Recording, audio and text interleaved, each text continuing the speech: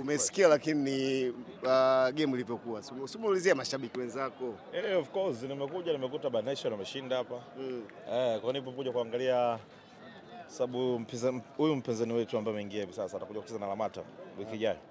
Sija kuona kwenye timu Lamata ukipiga au ndio sio interest zako? Mimi kocha kama tofundi. Bwana kama tofundi Roja vipi? Mimi kama tofundi vipi mdogo wangu?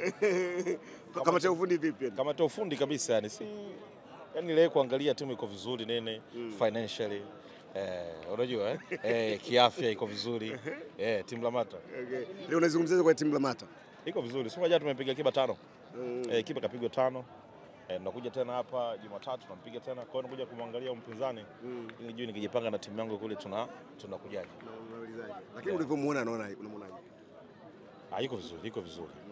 Katikati nyuma tuko vizuri. Forward kidogo nafikiri tufanye mchakato hapo tupate striker moja hivi. Amazing Sawa. By the way, najua hivi vitu ambavyo mara nyingi sio vinatokea mara kwa mara, si ndio?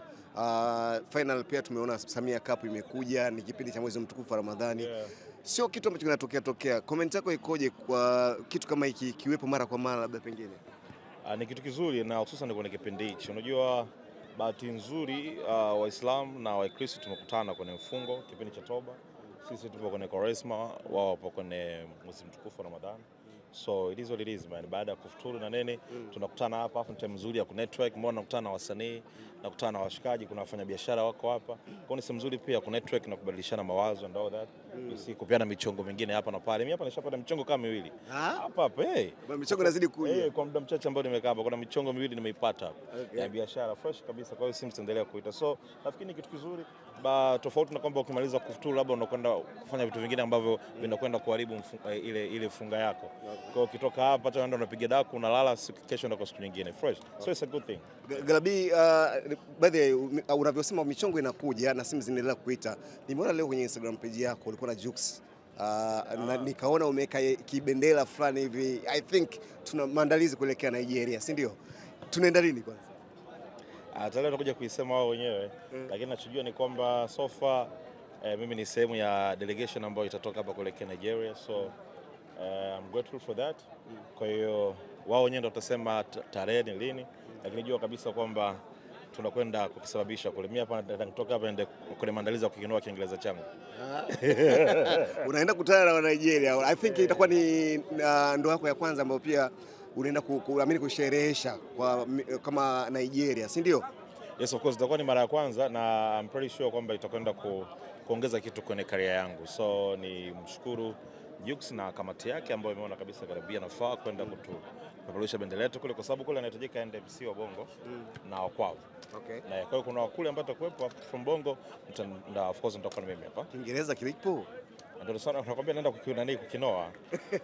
Sasa hizi siku 2-3 Galabi Kiingereza kutoka kimepoa kweli? Siku 2-3 tayari nimesha haya mwalimu mzuri kutoka British Council anakuja kukinoa Kiingereza changu kwa sababu kipo. Mimi unajua ni mwalimu nimefundisha tena nimefundisha lugha ya Kiingereza. Kwa hiyo kwa sababu tumezungumza Kiswahili vingi, umeona kama hapa labda tubadilishe lugha tu. Kwa sababu niendelee kwa kwenye practice. Sawa, kwanza Jux leo amekwambia nini? Meeting yenu ilikuwa ni nini?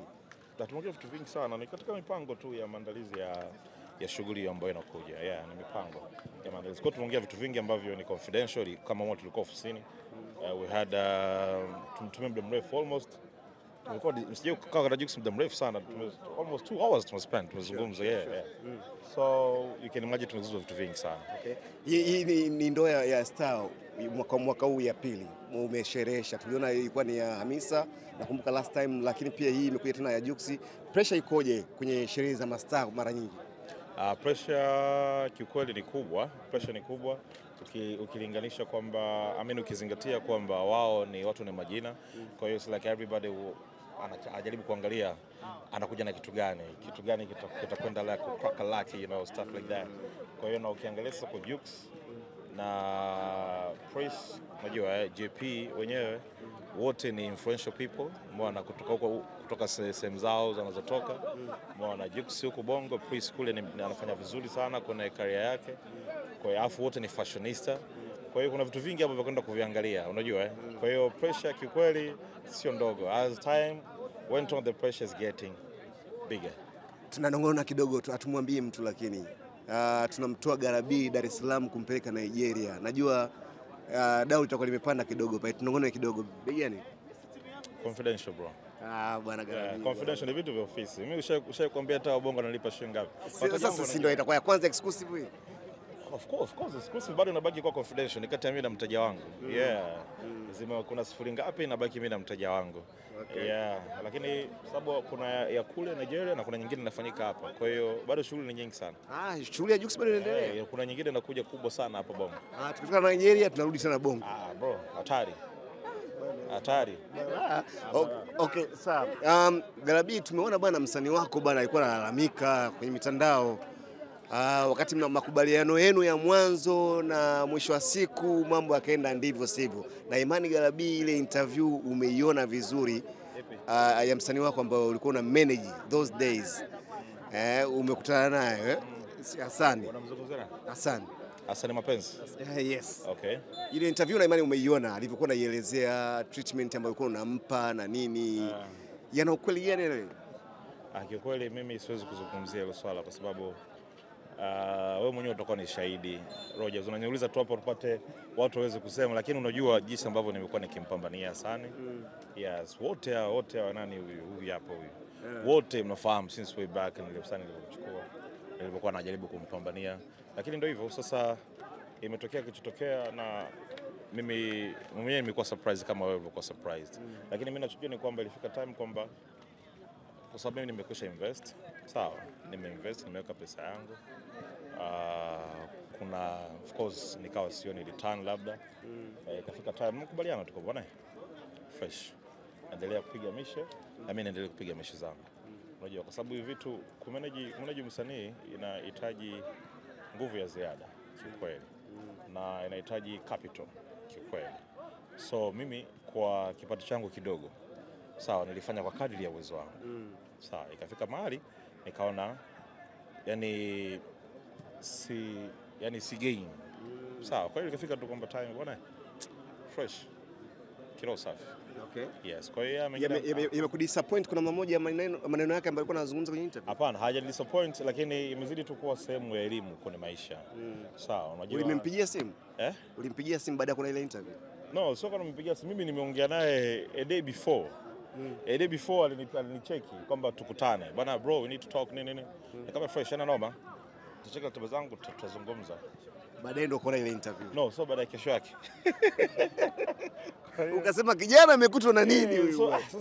Sasa of course kwa sababu alisema atanicheki kwamba tukutane, sasa hajanicheki na mimi nikaona basi fresh. Unajua maisha lazima endelee. Okay. Yes, lakini ni mdogo wangu na naamini kuna kipaji chake, ana kipaji kikubwa sana. Unahisi kitu gani kimemkuta mpaka akaamua kuzungumza vitu kama hivyo? Unajua sio kwa sababu wewe uliplay part yako na then ukamwacha kijana aende kwenye ngo yake, lakini at the end of the day ameonekana kama hajathamini kile ambacho pia umemfanyia. Swali lako unasema? Yaani uliplay part yako kwa namna ambavyo pia umeplay part. Kama ulivyosema kwamba muziki unahitaji akili ya ziada, inahitaji capital, lakini at the end of the day yeye amekuwa like ameenda kuongea kitu ambacho pia wewe hakijakupendezesha. Labda pengine unahisi kwamba ile ni disrespect, hujafurahia? Unajua kila mtu yuko huru. Hii ni nchi huru. Mtu yuko huru kufanya anachojisikia kwamba yuko huru kufanya, yuko huru kusema, anachoona kwamba yuko huru kusema, anachofikiria kwamba ni sahihi kusema wakati huo. Kwa hiyo mimi siwezi kumlaumu wala siwezi labda kumpongeza. Sawa, ni kwamba ameamua kuzungumza alichoamua kuzungumza. I still got love for him. Sawa, as my young brother, ni mdogo wangu sana yule. Na mimi ndo najua jinsi ambavyo nimesacrifice kwa ajili yake, muda ambao niliutumia kwa ajili yake, pesa ambayo nilispendi kwa ajili yake. Mimi ndio ambaye nafahamu, sawa. Mimi ndo nafahamu jinsi gani tulivyokuwa tunainteract kama familia, sawa. Sio familia kama mimi na yeye tu, familia mpaka nyumbani kwangu, mpaka watoto wangu. Unajua, so walikuwa ni familia kabisa. Kwa hiyo hicho ambacho kimetokea labda ni vile tu ameamua kwamba tusiwe familia. Lakini kuna kitu moja pia nilikiona mazungumzo yake sasa. No, kuna ile interview. I don't know nyinyi waandishi habari. Waandishi habari kuna kitu alimwambia ambacho nafikiri ni upotoshaji. Mwandishi wa habari alimwambia kwamba alikutana na mimi, nikamwambia kwamba yeye anavuta bangi. Kitu ambacho mimi sijawahi kufanya interview na Kendrick, nikamwambia kwamba Hassan anavuta bangi. Sijawahi kuzungumza hicho kitu. Hata yeye aenda akatafuta kwenye interview zake. Sawa. Pengine ile pia kamtrigger akajikuta kwamba anaongea vitu ambavyo, kwa hiyo siwezi kumlaumu, labda ni kile ile kauli, kitu ambacho mimi sikuwahi kumwambia mwandishi wa habari kwamba Hassan Mapenzi anavuta bangi. Sawa, kwa sababu unaona muda mwingi anasema kama anaongelea vibaya nini. Sasa kuna uwezekano ile kauli ya kwamba mimi ninamuongelea hivyo ikamfanya aongee alivyoongea, au kweli anamaanisha. Lakini mimi ninachofahamu ni kwamba ni kijana ambaye tumeishi vizuri. Ukienda YouTube ukiangalia Hassan Mapenzi, sawa, kazi zote ambazo unaziona pale yupo Garabi.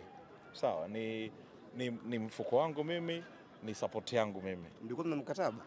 Hapana. Tulikuwa tuna mkataba wowote. Sasa wewe uogopi? Hauna mkataba. Sawa, mimi nimeona una kipaji. Twende studio, nalipia session. Tukafanya video, nalipia session. Na hakuwahi kutia nia yake mbovu hata siku moja. Si bro, wewe unajua production ya audio. Unajua production ya video. Kuna nyimbo pale zisizopungua 5. Sawa? Zote zina video, zina audio. Sawa? Na ukiangalia pale kuna kilogo cha Garabi. Mimi sijapata senta no kipande. Kwa hiyo leo hii ukisema kwamba mimi sina mchango wote, sawa, nitafanyaje sasa? Lakini mimi ninachojua ni kwamba kuna kazi ambazo zote nimegaramikia mimi. Sawa. MC Garabi, hapa katikati kumetokea trends ya watu maarufu kubwa na watu kama yako. Tukiangalia issue ya Nicole na yako pia. Wewe kama MC Garabi, unailindaje brand yako? Issue ya Nicole? Nasema hivi, kuna issue nyingi sana zimetembea hapa katikati kuhusu wasanii kuhusishwa kuwadhulumu hizi za watu au kuenda kinyume na makubaliano ambayo mlikaa na watu. Wewe kama MC Garabi, unalinda vipi brand yako kutokana na